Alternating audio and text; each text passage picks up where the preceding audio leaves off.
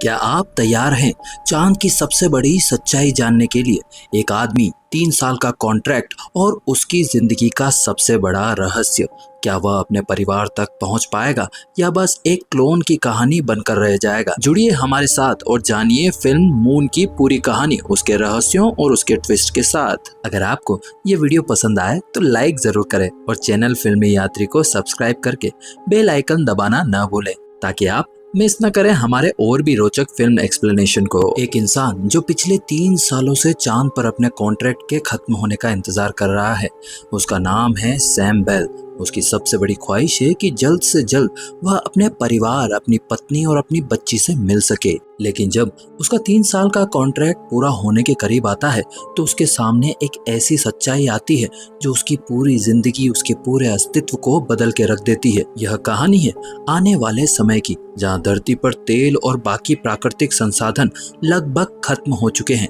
इसी कमी को पूरा करने के लिए लूनर इंडस्ट्री नाम की कंपनी ने एक ऐसा स्रोत खोज निकाला जो धरती की ऊर्जा की जरूरतों को पूरा कर सकता है, जिसका नाम हीलियम 3 है। हीलियम 3 धरती पर उपलब्ध नहीं है, लेकिन चांद की सतह पर यह भरपूर मात्रा में उपलब्ध है। इसीलिए कंपनी ने चांद पर विशाल हार्वेस्टर मशीनें लगाई है जो चांद की मिट्टी से हीलियम 3 निकालकर सीधा धरती पर भेज देती है। आज की तारीख में धरती की 70% ऊर्जा हीलियम 3 से पूरी की जा रही है। इस पूरे प्रोजेक्ट की देखरेख करने के लिए कॉन्ट्रैक्ट पर सैम बेल को रखा जाता है। हर कर्मचारी का कॉन्ट्रैक्ट 3 साल का होता है। सैम का कॉन्ट्रैक्ट भी अब लगभग पूरा हो चुका है। धरती से उसका सीधा लाइव संपर्क नहीं हो पाता क्योंकि कम्युनिकेशन सैटेलाइट काफी समय से खराब है। कंपनी इस बारे में कभी कोई जवाब नहीं देती, इसीलिए सैम सिर्फ रिकॉर्डेड मैसेजेस के जरिए अपनी पत्नी और बेटी से जुड़ा रहता है। अब उसके कॉन्ट्रैक्ट में सिर्फ 2 हफ्ते बचे हैं, उसके बाद वह घर लौटकर अपनी फैमिली से मिल पाएगा। चांद पर उसका इकलौता साथी है गर्टी, एक आर्टिफिशियल इंटेलिजेंट रोबोट।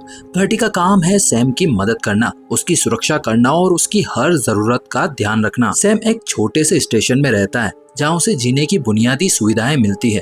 उसका रूटीन यही है कि जब भी हार्वेस्टर मशीनें हीलियम 3 के कंटेनर भरे तो वो बाहर जाकर उन्हें लोड करे और धरती पर सीधा उन्हें भेज दे।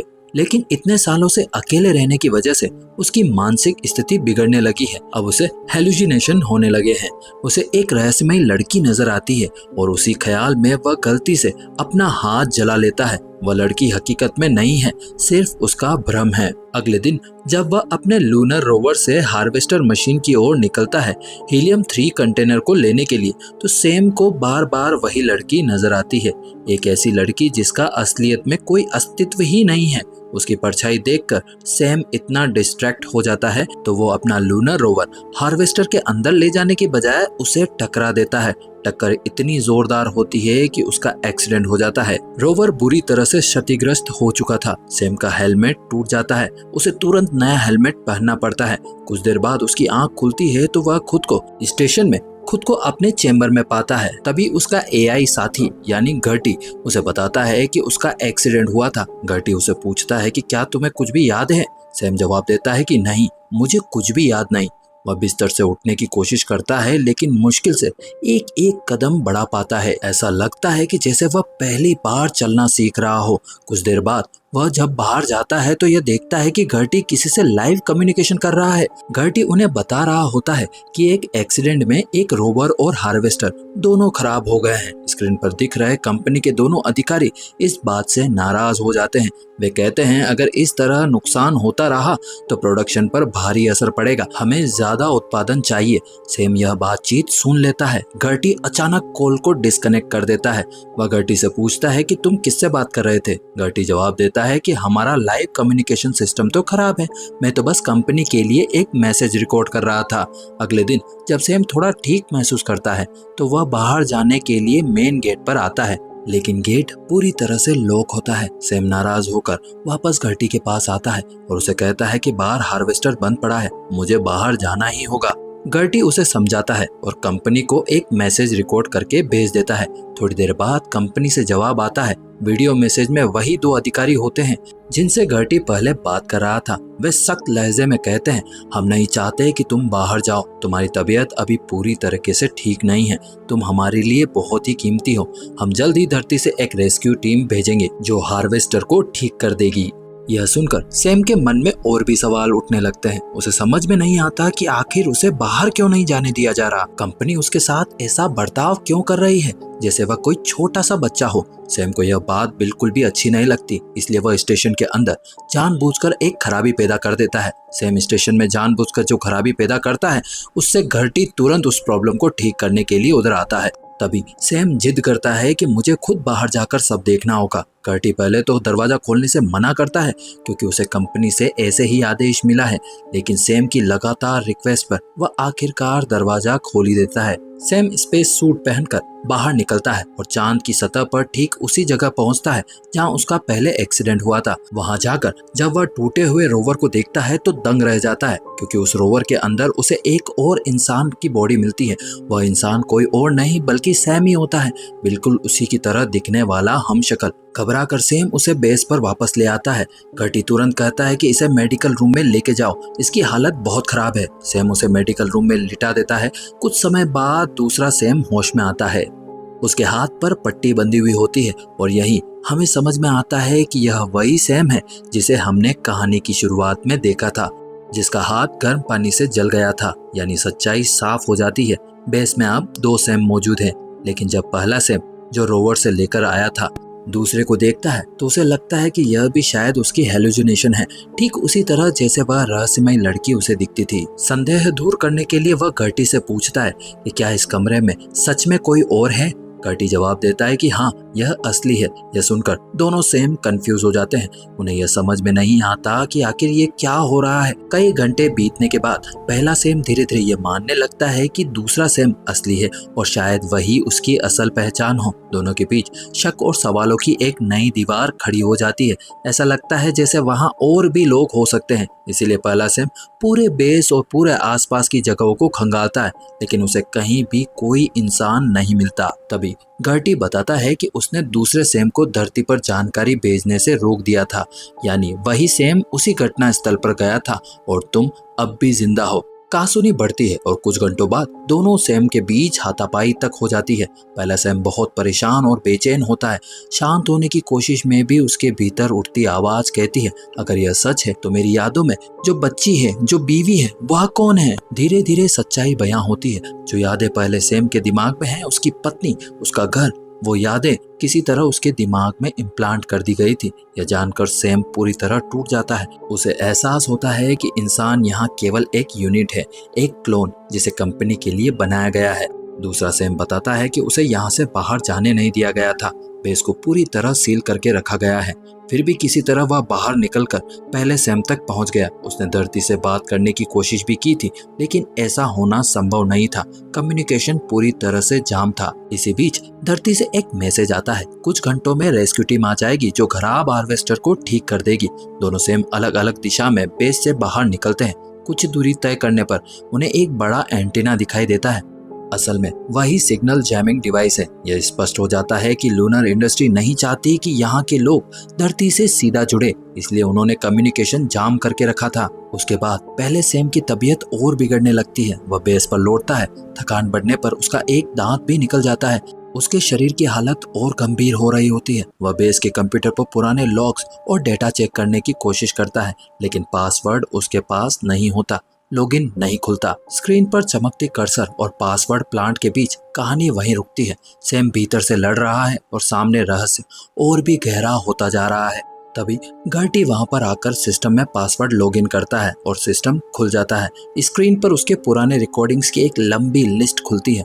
वह एक एक करके वीडियो प्ले करता है। पुरानी लॉन्च फुटेज में उसके सामने आती है एक खौफनाक सच्चाई। वह अकेला क्लोन नहीं है। उससे पहले 4 से 5 क्लोन और भी रह चुके हैं, जिनकी तबीयत 3 साल के पूरे होते ही खराब हो जाती है। यह फुटेज सैम के लिए झटके जैसी बात थी। जैसे जो उसने अपनी यादों में देखा वही दस्तावेज में छपे हुए थे। धीरे धीरे तस्वीरें और साफ हो जाती है। यहाँ सब कुछ योजनाबद्ध था। कॉन्ट्रैक्ट, रिप्लेसमेंट और कुछ रहस्य जो कंपनी ने छुपा रखे थे। हर क्लिप कुछ नया सवाल उठा देती थी और हर सवाल के साथ सैम के शक की दीवार गहराती जाती थी। अचानक सैम को एक मौका मिलता है। वह बेस के टावर पर पहुंचता है जहाँ सिग्नल जैमर और कम्युनिकेशन हार्डवेयर लगे हैं। टावर के दूसरी तरफ पहुंचकर वह लाइव कॉल करने की कोशिश करता है, अपनी बीवी से सीधे जुड़ने की आखिरी उम्मीद के साथ। स्क्रीन पर कॉल रिसीव होती है, लेकिन लाइन पर जो आवाज आती है वह सैम के लिए धराशायी करने वाली होती है। कॉल पर एक 15 साल की लड़की दिखाई देती है। वह लड़की कहती है कि वह उसकी बेटी है और बताती है कि उसकी माँ यानी सैम की पत्नी अब इस दुनिया में नहीं है। लड़की कहती है कि उसकी माँ 15 साल पहले ही मर चुकी थी। सैम झटके से पीछे हट जाता है। उसके मन में सवालों का तूफान खड़ा होता है। वह पूछता है कि उसकी माँ की मौत कैसे हुई, पर स्क्रीन पर मिली जानकारी से और उलझन पैदा हो जाती है। तथ्य, रिकॉर्ड और यादें सब एक दूसरे से मेल नहीं खाती। कंप्यूटर पर जो डेटा उसने अभी देखा वह अब और भी भारी लगने लगता है। यादें, दस्तावेज और लाइव रिकॉर्डिंग सब मिलकर एक ऐसी तस्वीर बना रहे थे जो ये बताती है कि यहाँ पर जो कुछ भी हो रहा है वह तकनीकी फेलियर नहीं, बल्कि कई गहरे स्तर पर की गई योजनाओं का हिस्सा है। सैम के अंदर एक ठंडी गहरी समझ उभरती है कि उसे अब और पीछे नहीं हटना चाहिए, पर हर कदम के साथ सच्चाई और भी भयानक दिखाई देती है। सैम फोन को रख देता है। उसकी पत्नी की मौत की खबर से उसका दिल पूरी तरह से टूट चुका होता है। वो यादें, उसका घर, उसकी पत्नी, उसकी बेटी सब एक बार में धुंधली हो जाती है।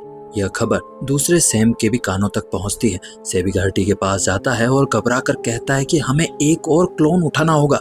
घाटी जवाब देता है कि ऐसा नहीं किया जा सकता, यह नियमों के बिल्कुल खिलाफ है। हर 3 साल में केवल एक ही क्लोन को धरती पर भेजा जा सकता है। सैम क्रोध और बेबसी में मिश्रित स्वर में बोलता है कि क्या तुम चाहते हो कि हम मरने का इंतजार करें? कुछ घंटों में रेस्क्यू टीम आ जाएगी।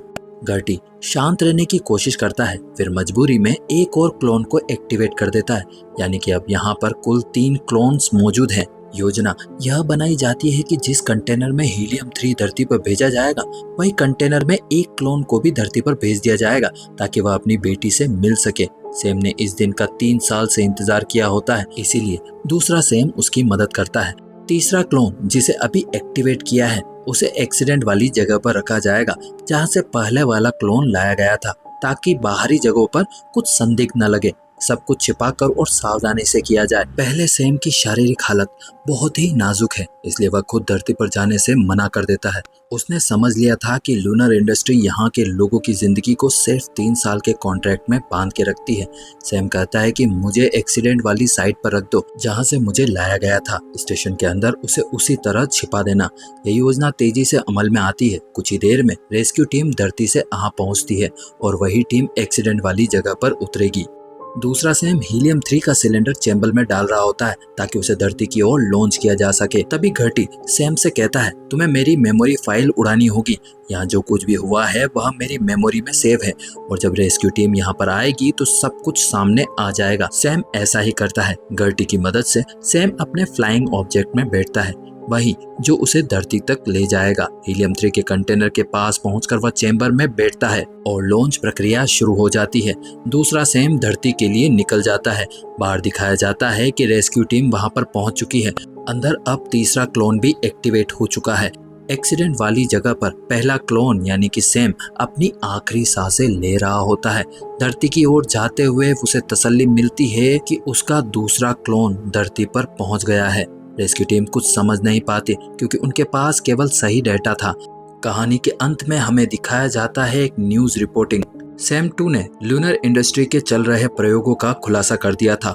उसने क्लोनिंग की सारी सच्चाई वहां पर बयां कर दी होती है, जिसकी वजह से लूनर इंडस्ट्री के सारे शेयर्स घाटे में चले जाते हैं। और एक सवाल के साथ, क्या असल में सैम आज भी जिंदा है और अपनी बेटी के साथ धरती पर रह रहा है? हालांकि उसके जीवन की कई घटनाओं और सवालों का खुलासा फिल्म में नहीं होता, यही उसे दर्शकों के लिए और भी रहस्यमयी बनाता है। यह कहानी कई सवाल छोड़ जाती है जिनके जवाब हर दर्शक अपने हिसाब से सोच सकता है।